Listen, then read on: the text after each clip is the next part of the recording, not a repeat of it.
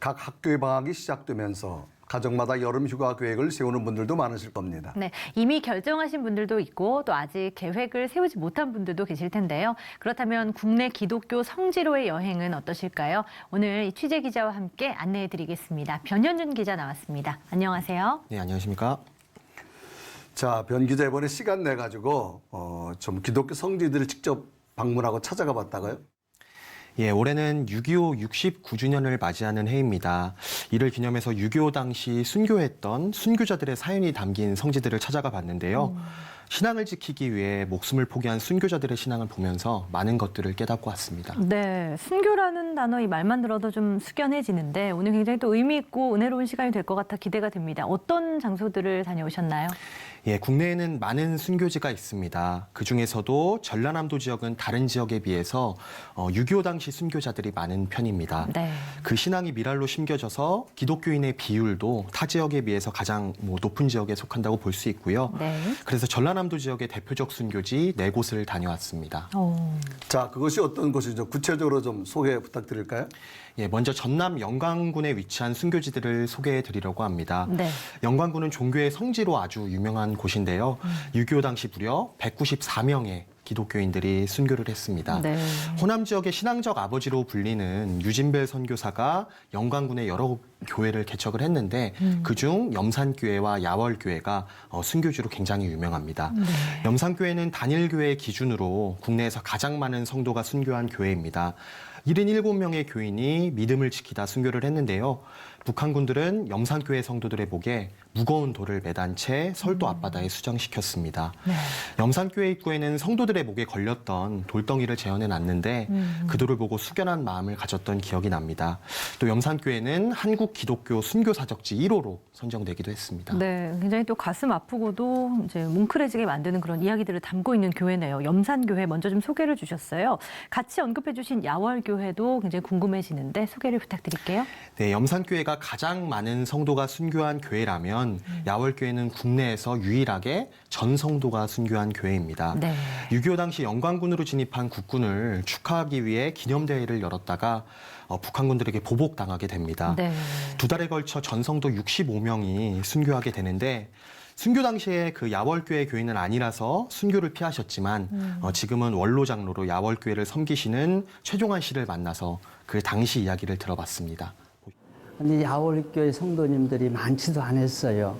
우리 성도님들이 65명이 열심히 믿음 생활하고 이 지역에서 아주 훌륭한 일만 하신 분들이에요.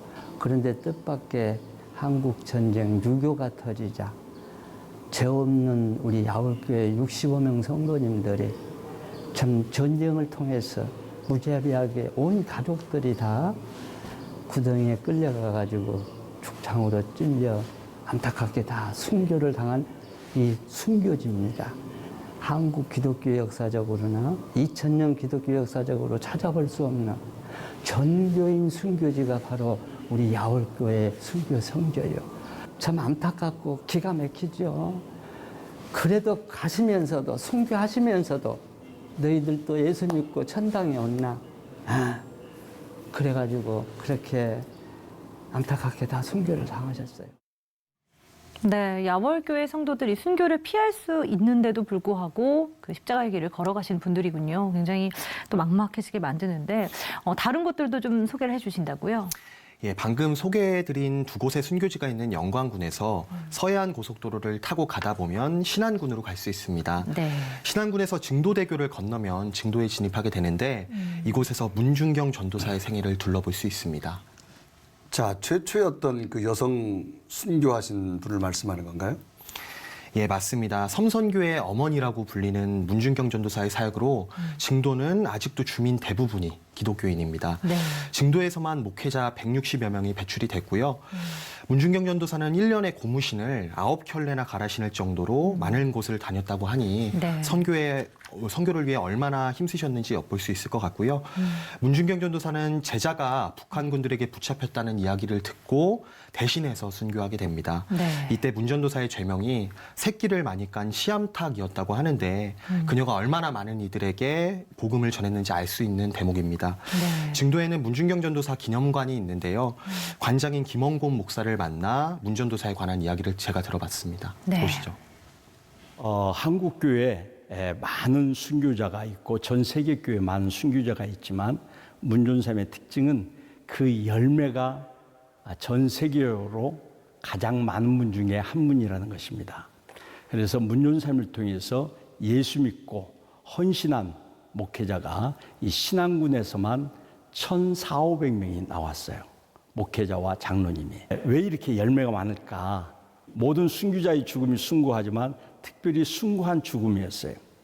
제자, 교인들이 또 이렇게 붙잡혀서 죽게 됐다는 얘기를 듣고 망설이지 않고 들어와서 백정희 전사님을 구출하고 대신 죽은 겁니다. 자원한 순교, 대신한 순교. 네, 자원한 순교, 이 대신한 순교라는 말이 굉장히 또 특별하게 들려오는데요. 정말 수없이 복음의 열매를 만드시고 정말 하나님 곁으로 돌아가신 우리 문준경 전교사님 함께 좀 이 여러 가지 궤적들을 함께 볼 필요가 좀 있는 것 같아요. 또 소개해 주실 분이 좀 있으시다고 하는데 여수 지역도 기독교 성지로 또 빼놓을 수 없는 지역이죠. 예, 기독교계 순교자 하면 빠지지 않고 등장하는 인물이 바로 사랑의 원자탄으로 불렸던 손양원 목사입니다. 네. 손양원 목사의 생애는 조금 떨어진 여수로 가면 둘러볼 수 있습니다. 손양원 목사는 여순항쟁 당시 자신의 두 아들을 죽인 원수를 양자로 삼아서 사랑을 몸소 실천한 것으로 유명합니다. 또한 평생을 모든 사람들이 피하는 나병 환자들과 함께하면서 6.25 당시에도 일단 그 몸을 피하고 보자는 교회 성도들의 요청에도 교회를 떠나지 않았습니다. 네. 이유는 돌보던 나병 환자들을 두고 떠날 수 없었다는 것인데요. 계속되는 성도들의 간청에 피난 가는 배에까지 탑승하기도 했지만 네. 배가 출발하자 이내 다시 바다로 뛰어들었습니다. 그리고 교회로 돌아와 환우들의 곁을 지키다 순교하셨습니다. 네. 자, 정말 우리 기독교 이런 역사 속에는 이런 훌륭한 분들, 정말 이분들의 신앙은 우리가 가늠조차도 좀 하기 어려울 정도가 되어졌는데 아마 이 지역에서 이런 분들의 신앙을 잘 계승하는 움직임들이 많이 있는 것 같습니다. 예, 말씀드린 네 곳의 순교지 모두 순교자들의 신앙을 잊지 않고 되새기고자 기념관을 운영하고 있습니다. 염산교회 기념관을 가보시면 염산교회의 창립과 그리고 순교사, 교회 역사를 둘러볼 수 있습니다. 영상실도 마련돼 있어서 염산교회의 순교 관련 영상도 관람이 가능하고요. 네. 마당에는 순교하신 분들의 유해를 안장한 합장 묘역도 조성돼 있는데 네. 둘러보다 보면 자연스레 자신의 신앙생활을 반성하게 됩니다. 네. 그리고 야월교회 기념관 같은 경우 영광 지역뿐만 아니라 타 지역에서 순교하신 순교자분들의 사진과 선교 초기 역사가 담긴 자료도 확인해 볼 수 있습니다. 네. 기념관 1층에는 역사 전시실이 마련돼 있고요. 기도하는 손을 또 조각 작품으로 세워놓기도 했습니다. 2층으로 가보시면 예배실과 함께 순교자를 묵상하는 사진들과 그림, 그리고 한국 기독교 교회사가 담긴 자료와 고서들이 전시되어 있습니다. 네, 귀한 그 순교의 역사를 고스란히 간직하고 있는 장소들이 있다는 것이 또 다행이라는 생각도 들고요. 이 손양원 목사님과 문준경 전도사님의 그러한 생애를 좀 볼 수 있는 기념관도 마련이 돼 있습니까? 어떻습니까? 예, 문준경 전도사 기념관은 정말 해마다 수만여 명의 기독교인들이 다녀가는 성지로 유명합니다. 네. 그래서인지 기념관 옆에는 생활관도 마련돼 있어서 숙박도 가능하고요. 기념관 내부에는 문준경 전도사의 생애와 사역으로 맺어진 열매들 다 확인이 가능합니다. 네. 또 여수에 위치한 손양원 목사 기념관은 총 4개의 전시관으로 구성되어 있습니다. 각각의 전시관은 사랑과 감사, 네. 그리고 실천 등의 테마를 가지고 손양원 목사의 사역을 전시하고 있습니다. 손양원 목사의 유품도 다양하게 전시되어 있고요. 네. 자, 이런 순교지를 직접 방문해 보면서 아마 우리 병기자 느낀 점도 많이 있을 것 같은데 어떤 걸 가장 감명 있게 느꼈나요? 예, 먼저 아쉬웠던 점이 하나 있어서 좀 말씀을 드리고 싶습니다. 네. 소개해드린 순교자들의 신앙, 정말 오늘날의 기독교인들은 감히 상상도 할 수 없을 정도로 순수하고 깊었습니다. 각 지역에서 이러한 신앙을 기리기 위해 기념관을 운영하고 있었지만 둘러보면서 사실 가장 많이 들은 이야기가 관리의 미흡과 운영의 어려움 등이었습니다. 네. 그리고 특히 손양원 목사 기념관 같은 경우에는 손양원 목사의 유족과 그리고 기념관 운영자들 간의 갈등이 몇 년째 이어지고 있는 것으로 알려져 있는데요. 제가 기념관을 방문했을 당시에도 그 갈등이 이어지고 있었습니다. 네. 순교자들이 우리에게 시사하는 모습들은 희생과 섬김 그리고 용서였다는 것을 되새기고 하루빨리 본질을 회복하는 그 기념관들이 됐으면 하고요.